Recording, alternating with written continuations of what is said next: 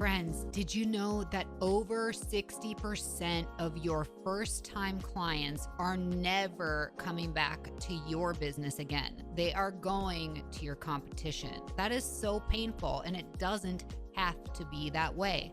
That's where Maya comes in.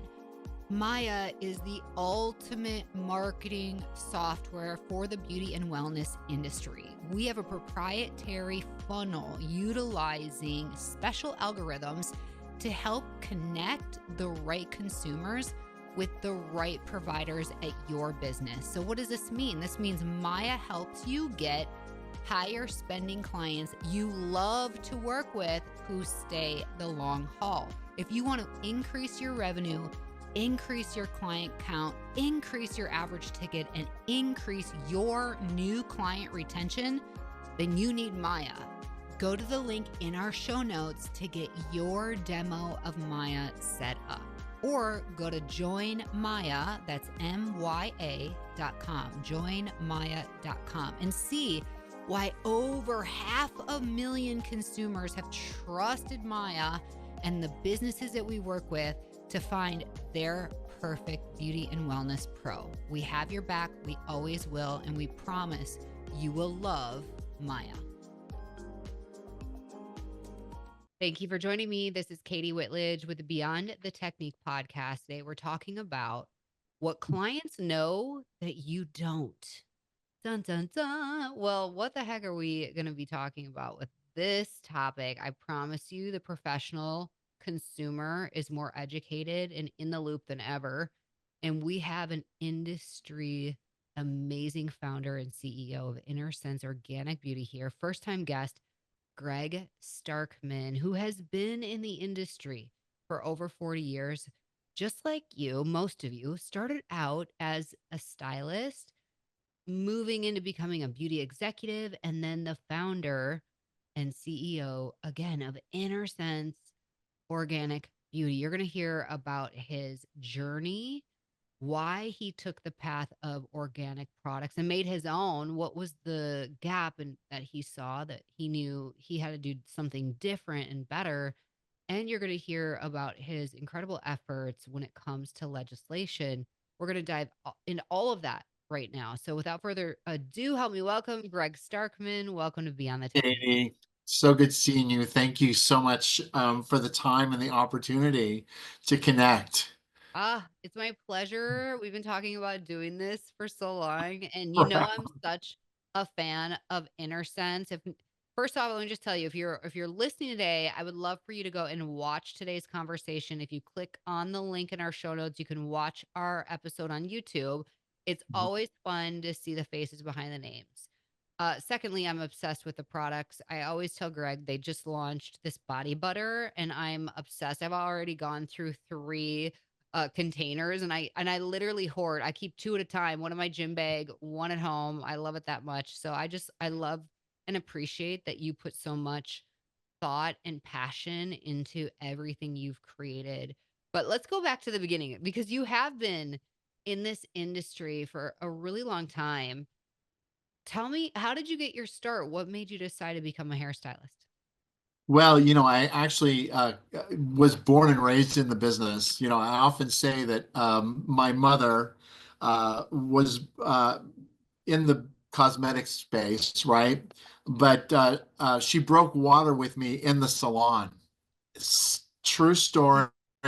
She called my dad and said my water broke. He called her. He basically said, "I'm on my way." She said, "Well, hold on, my hair's not done yet, so give me some time." So I guess I was pretty destined. But my mother was a very successful makeup artist, and she worked in Beverly Hills and worked with some amazing starlets. I mean, when she passed and was, going through things and seeing pictures of her and Desi Arnaz and Lucille Ball and just, and she actually traveled around with the Rat Pack of hairdressers. And these are guys like Vidal Sassoon, Larry Bowser, Gene Shikov, and Dusty Fleming. I mean, these guys were iconic hairdressers. And so as a young kid, I'd not only hang out at my mom's salon on Wilshire Boulevard in Beverly Hills, but I also would work with these guys sweeping hair. I would even go and hang flyers on doors, right? Promoting. I mean, that's the way you did it back in the day. There was no internet, right? So it just always had, kind of a sense for the salon space. Um, but believe it or not, it was like coming from high school, kind of a little bit lost. And A girlfriend of mine started going to manicuring school, and she said, "You need to come and be in beauty school." And I decided to go and hang out and became a hairdresser. And really had a lot of fun, right? And so my career really kind of took me, through beauty school, and I got to work for some iconic salons in Beverly Hills, and really fell in love with product and, more important, education. And that's where I kind of started cutting my teeth and becoming really very self-educated and really enamored by beauty products, and always wanted more for me and my career beyond the chair, so to speak. So about after 12 years, I had the opportunity to kind of go from the chair to, the corporate world of beauty, and where I worked in a lot of different facets: education, marketing, sales, product development. And then later in my career, on the executive side, sales and marketing, senior levels, up until the time that I met and fell in love with my wife. And, we started a family. And Joanne, of course, also with deep roots as a salon stylist and acclaimed guest artist. That's how we met and fell in love in the beauty industry. It was up until the time that our daughter Morgan was born, and she was born with a rare genetic disability. And Joanne became just an avid label reader, right? She wanted to be healthy. She wanted to make sure she was doing right by Morgan and making sure that she was doing right for the family. And she just really discovered, the amount of toxic and questionable ingredients in our beauty products. And so she really kind of was set on a path to find better alternatives. And what she was finding was not better, because although, she was seeking products in the health food stores, and while they might have had nice ingredients, they just weren't efficacious. They weren't delivering the efficacies and the performance that met the stylist expectation.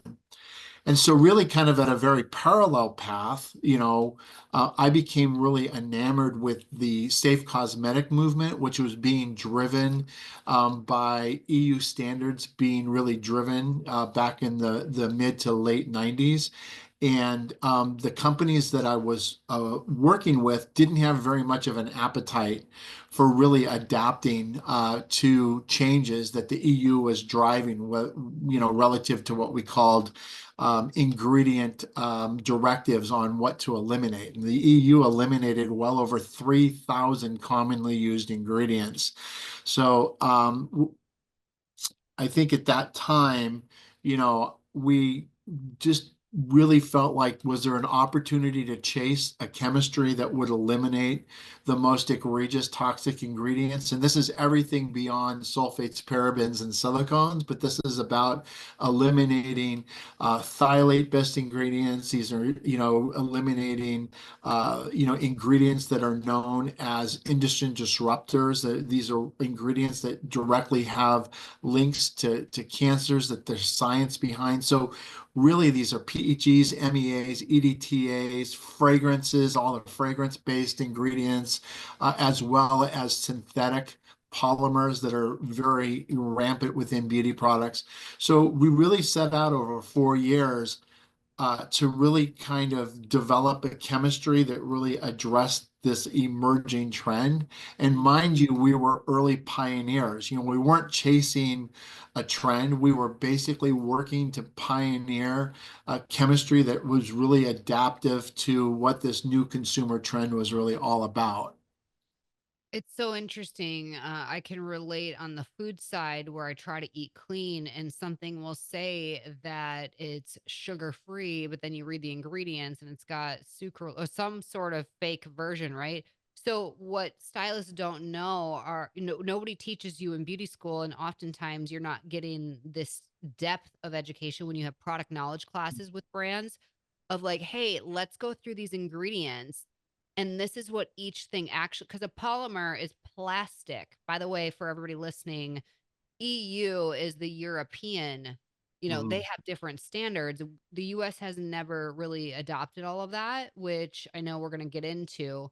But for everybody listening, I think a coined term that's happening a lot that is applicable to our industry and the products are what's called forever chemicals. What is that? And why should that be something we care a lot about? Right. I mean, look, these are called what they call PFAS. And so, they're really in everything, right? I mean, they permeate everything. And it's really not only in the chemicals that we're exposed to, but, in every sector, to meat, poultry, agriculture, into even beauty products, right? And it's in the manner in which ingredients could be processed and what the chemicals that they're exposed to during that period of time, what those lingering, so to speak, effects are. So it's really important to understand that these are the sort of things that most countries have very strict, stringent standards against. The United States is a lagger. In fact, the United States is the only industrialized country without a formalized cosmetic safety standard, which we can again speak to in a little bit. But these are the sort of things that there's just this huge consumer movement. Consumers are becoming much more self-educated, much more empowered to be able to make safer, healthier, cleaner beauty choices.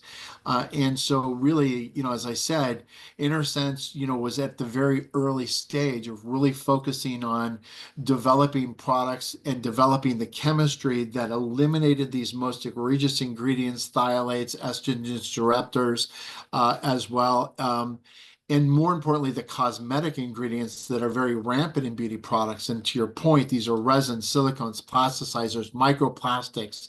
These are all these wow ingredients that make the hair feel and look terrific, but ultimately over time, not only can compromise one's health, but they also do compromise hair health and integrity, right? In most of these products, it's no different than putting cellophane on your hair. So I think when you understand that, philosophy and understand that, then why aren't you working with products that aren't really free of all of those and really focused more on ingredients that are pure, safe, and really efficacious, can deliver, the results that you're looking for, right? Well, I And was I just think going that to ask that's what we that. focus on.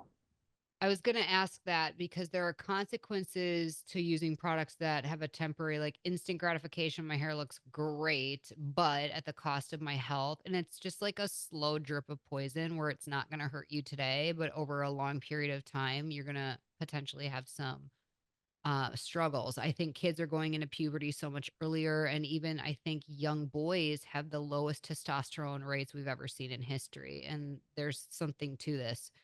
That was gonna be my next question, though, is like, how do you go about making hair care that is great for your hair, it's safe to use, but actually works? Because this was the divide when Joanne was looking into things that are at these, whole natural stores, is like, I can get clean products, but they don't actually make my hair look great, healthy, Right. sexy, Yeah. beautiful.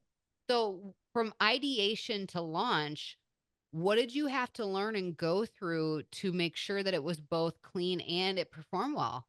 Right. Kind of three primary pillars, along the journey was to really understand the biggest challenge that anybody has is how do you hold product together, right?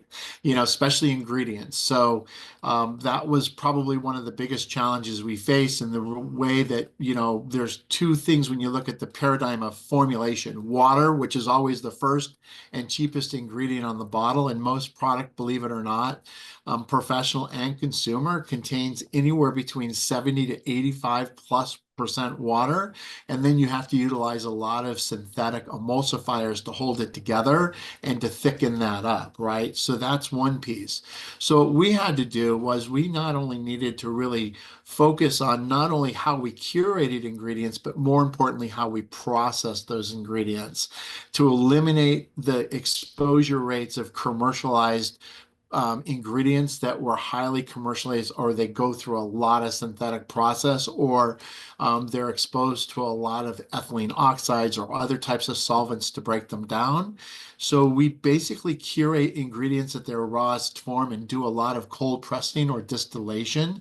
And we have to utilize these really emollient ingredients at very concentrated levels to really bring the efficacies and the performance that one requires to our products. And in also doing that, we had to dramatically reduce our water weight. So our water weight in our product is roughly on an average of about 44 to 45%.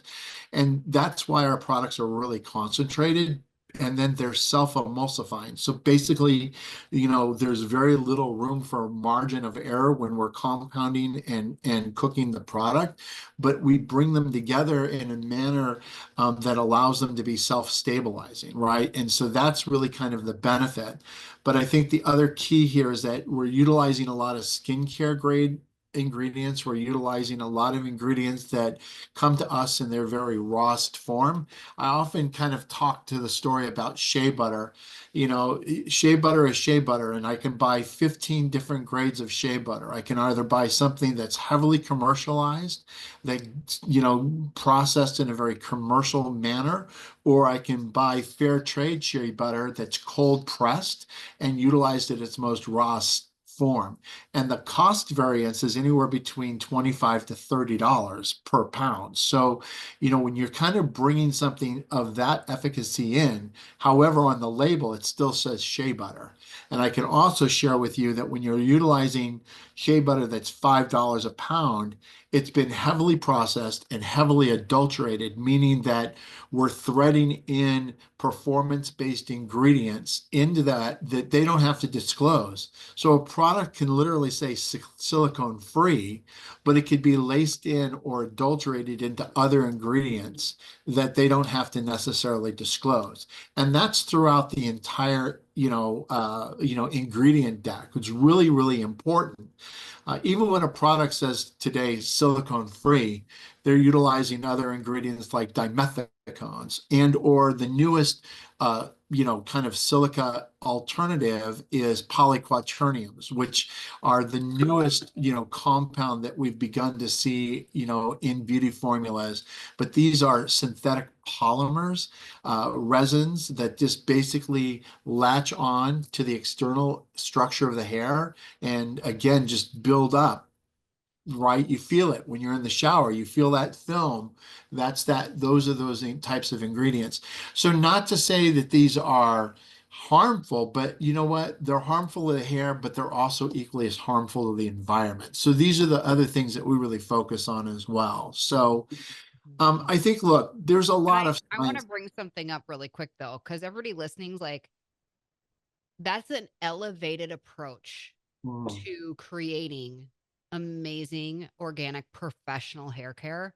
But I want everybody to know, and I have the link in our show notes to check out the products, that the price point is so user friendly. Like, this is a best performing product line at the salons that we own because our community appreciates health. That's why we're saying your clients know a lot about this. And if you don't, you could be subject to just kind of not being fully not respected or trusted, right? They want to know that you care deeply about the things that they care about and they care about their health and well-being. So they're very educated on this. So we need to be as well.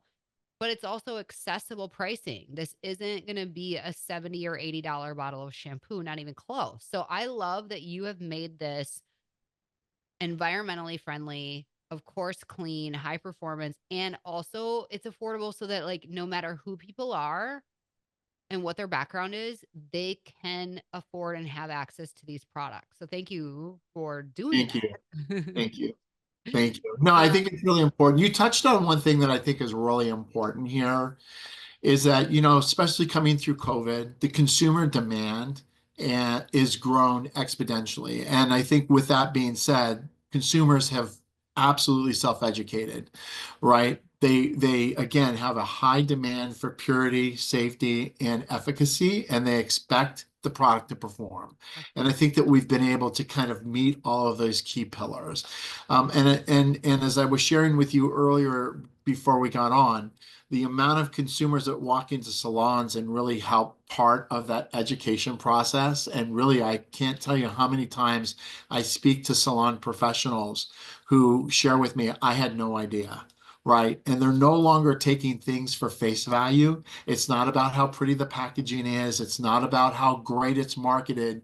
They really also need to take responsibility and peel back the back of the label, because sometimes the marketing is a contradiction of what's on the back of the label, and they need to be understanding of that, because consumers are becoming even more aware and seeking to make healthier beauty choices as well.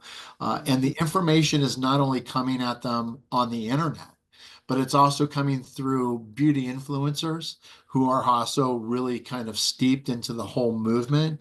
They're calling out the clean washing brands now. It's really kind of crazy. I just was sharing with you, I live in Northern California, and I just actually saw this quick little article in the paper last week, and I was blown away because again, this information's out there. Microplastics now detected in blood, organs, and breast milk. Right. And so, these are the sort of things that consumers are becoming even more and more aware of. And I think even beauty and wellness professionals are beginning to really understand how their health is also dramatically being affected by what they do day in and day out, not only within the beauty products they use, but the hair color they use, and that's why, we spent 5 years in developing new color chemistry to bring color purity to marketplace, eliminating, again, all the most egregious toxic ingredients in color, as well as artificial fragrances, eliminating all the cosmetic ingredients, and really bringing about a product that was PPD, PPED, resorcinol free, ammonia free, and literally bringing this to market, because 38 to 40% of consumers complain of literally some level of irritation reaction, right? And that number doubles amongst beauty and wellness professionals. So I think that, while we've been at this for 20 years, mind you, we've been educating for 20 years, and it's just for Joanne and I overwhelming now that we really see the amount of awareness and how consumers and beauty and wellness professionals are finding us. I want to encourage hairstylists listening and owners that you're a consumer too. And when you are talking to brands about potentially trying different products at your salon, one of the questions you should ask them is, without reformulating, could this product go into Europe right now and be sold? And the answer to that question might really be eye opening for you because, Greg, tell us, you formulated Innersense and it could go and be sold anywhere with any policy because it's that clean. And some of the brands that we think are the natural, clean, amazing brands in our industry, they don't set themselves up that way. Like they have to go reformulate in order to sell in Europe, correct? Correct. Yeah, a lot of them. I think, believe it or not, the toughest cosmetic standards, the EU used to be kind of the that bellwether, but Japan. Mm. I mean, and the GCC. We just actually launched in Japan, and we had to do zero reformulation of our products, which was amazing. I mean, when I share that with people, they're blown away. And the same thing for, the GCC. Very, very tough. I mean, the What is amount, GCC? that's, the Middle East, like Okay. Saudi Arabia, Yep. Yep. Dubai. Yeah, absolutely. Yeah, it's really quite amazing. Wow. So, yeah, I think that, these are the things that are eye-opening, right? And I think that, I think that the misunderstanding is that people feel like the FDA, protects us. But, believe it or not, there's very little consumer protection and or laws on the books that protect consumers, and very little to no safety standards, and no oversight by the FDA as well. Innersense, Do they do that? Is this because it's not considered a food or a drug, kind of like supplements, or what do you? Because this is a perfect segue into your initiatives with legislation. You have been so hard at work at this. Tell us, like, what is going on when it comes to consumer safety and the beauty industry specifically, yeah, I uh, mean, and yeah. what's happening with that? The last time any significant legislation relative to beauty was passed was 1939, and it was part of a food packaging bill. And basically, what it did is it gave really the natural or the consumer product project or consumer products council, which is a lobbying group, basically control of being able to develop cosmetic, standards, so to speak. Like it's going to be a self-regulated industry. And so really we've worked under that kind of legislation for decades, right? And so 2 years ago, 3 years ago, 4 years ago now, we were able to finally drive enough state legislation to drive federal legislation that was passed in the omnibus bill at the beginning of the Biden administration, which is MOCRA. And MOCRA began to really force brands to register all their products and ingredients and start kind of a reporting strategy. In other words, if products had an adverse reaction, then the brands had to report that information to the FDA. But the FDA still has very little individual oversight to ingredient research and or safety validation, right? Where the EU and other countries are really way far ahead of us. But at the state level, we've been really successful in developing legislation that we've delivered at the state level. Fragrance disclosure, right? Supply chain, PFAS, all of these types of individual bills we continue to have a great deal of success at the state level, which starts to drive at the federal level. I was just in Washington in June driving, there's 5 safe cosmetic bills, and I was there with safecosmetics.org, which is probably part of the breast cancer prevention partners. And I invite your listeners to go to safecosmetics.org. It's really important that you just don't hear this from me as a brand. You hear this for yourselves, because these organizations are dedicated to really understanding the environmental impacts of ingredients that are directly related to the increased health issues that we are all faced with on a day-to-day basis. And so when we are one of a handful of cosmetic companies that really are behind these NGOs, not only safecosmetic.org, breast cancer prevention partners, as well as Women's Voices for the Earth. These organizations are really here as advocates for our industry, really focused on driving this. One of the bills was Better Black Beauty. Believe it or not, this is probably the most disenfranchised consumer base with the most egregious toxic ingredients. We were fighting dramatically to remove formaldehyde and formaldehyde-doning ingredients. We were making a lot of success, having a lot of success. It was finally at the FDA, waiting for them to post a date in which companies would have to adhere to the removal of these ingredients. And as of January 20th, within a week, the FDA suspended that ruling. So there's no longer at this point in time any rulings that will begin to enforce the elimination of formaldehyde or formaldehyde donning ingredients. So the thing is that we're also up against fighting big beauty, right? Because big beauty does not want oversight. Big beauty wants to continue to do what they're doing. I can tell you, as I said, I spent 2 days on the Hill, both in the Senate and in Congress, sitting in congressmen's offices, had great time with the Cory Bookers of the world, right? Who are very passionate about really wanting to support better beauty. And not one of the big companies, none of them were there with us, so it was really kind of a little disheartening. I have a So question. anyway, I invite you to be self-educating in this. What?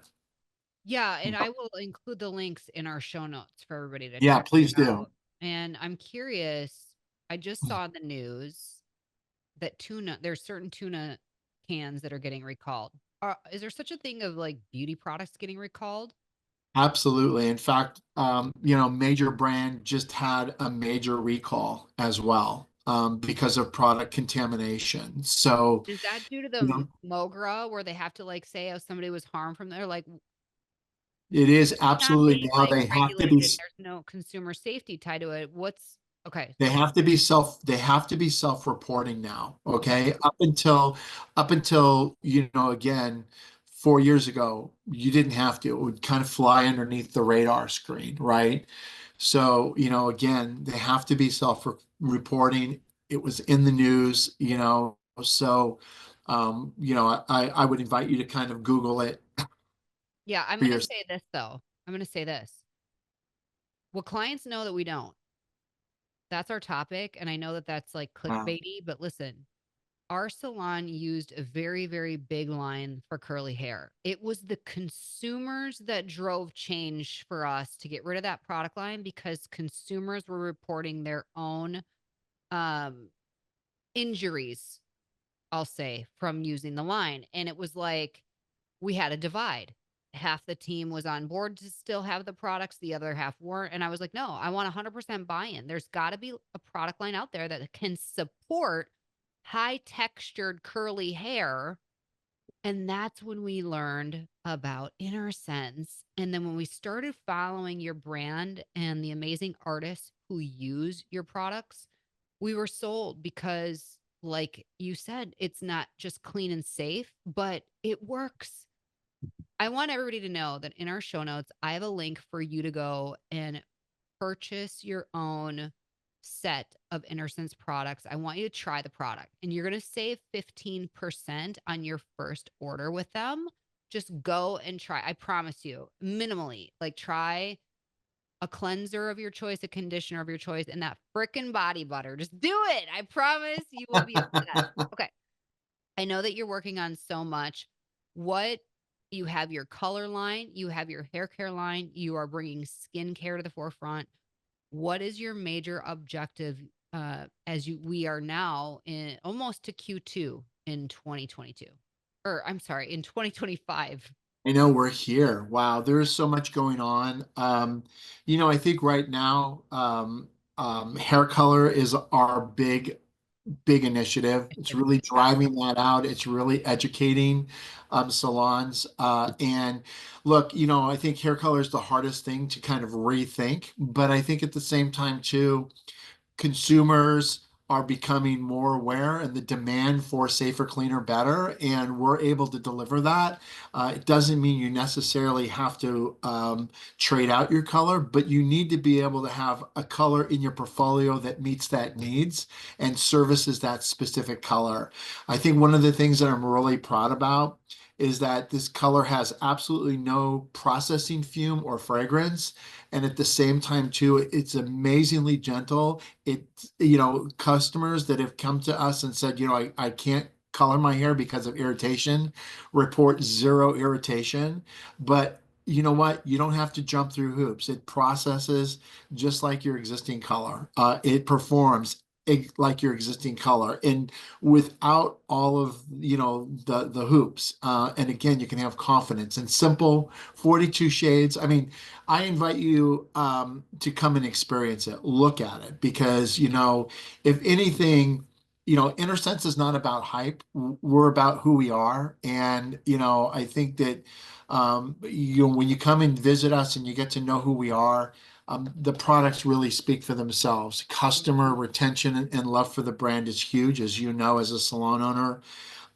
But more importantly, my passion and our mission is to empower and inform beauty and wellness professionals and consumers, and really be a part of our mission to deliver, safe, clean, and effective products. And really understand the DNA, because we go way beyond just what we do for putting product in a bottle. Our commitment to the environment, social responsibility, all these things are kind of the building blocks of what Joanne and I started building 20 years ago, and what we continue to build today. Thank you Mm. for taking the risk back then. Everybody thinks Innersense is like an overnight success, and it's like, it took years, a lot of years, a lot of painful challenges. But you have done a lot for our community and our industry, and I appreciate that. Before we're done here, Greg, I would love to ask if you have any final words of encouragement for owners listening. I have so many links I'm including in our show notes for you to tap into as a professional in this industry. But Greg, what would be your message for everybody listening today? I mean, listen, I really wanted to come on today to really kind of talk about clean beauty. I think it's really important for you to become self-empowered and educated, because your consumers demand it. And more importantly, hopefully Innersense could be a resource for you. And I invite you to go to our website and check it out. And if you ever have any questions, I'm always available. I think that I just really in love engaging with beauty and wellness professionals who are peers, right? So I think that that's really important as well. So, but as I think it's really the bigger point is the consumer demand is growing, and the consumer is aware and self-educated. And as a beauty and wellness professional, you deserve to be as empowered and as educated as well. Appreciate you. And everybody needs to be following Innersense Organic Beauty on Instagram. We will also include access and links to that platform, because what I do love is that you are consistently educating there and just providing a lot of how to's. So your team will be better for it. Greg, thank you for making our industry better, safer, and cleaner. And I just appreciate you so much. And I'm very thankful that we get to have this relationship together and get to do cool Wow. things together. So thank you. Perfect. Thank you, Katie, and thank you for all that you do. My pleasure. And thank you all for joining us here week after week. If you appreciate this platform, please take a moment, leave us a 5-star review wherever you're listening, so that more people like yourself will discover Beyond the Technique, where we are here to change the way that you are supported in your business. Until next time, everybody, have an awesome day and stay strong.